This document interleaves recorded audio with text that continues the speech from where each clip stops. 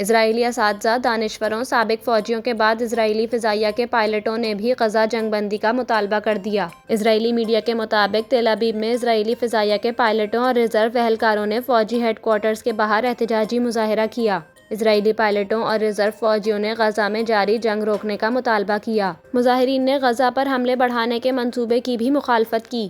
واضح رہے کہ غزہ پر اسرائیلی فوج کے وحشیانہ حملوں میں صبح سے اب تک مزید 70 سے زائد فلسطینی شہید ہو گئے، جبکہ بھوک کی شدت سے 2 بچوں سمیت 5 اور فلسطینی انتقال کر گئے۔ غذائی قلت سے اموات 227 ہو گئیں، جن میں 103 بچے بھی شامل ہیں۔ برطانیہ، فرانس سمیت 27 یورپی ممالک کے وزرائے خارجہ کا کہنا ہے کہ غزہ میں انسانی بحران ناقابل تصور حدوں تک پہنچ گیا ہے۔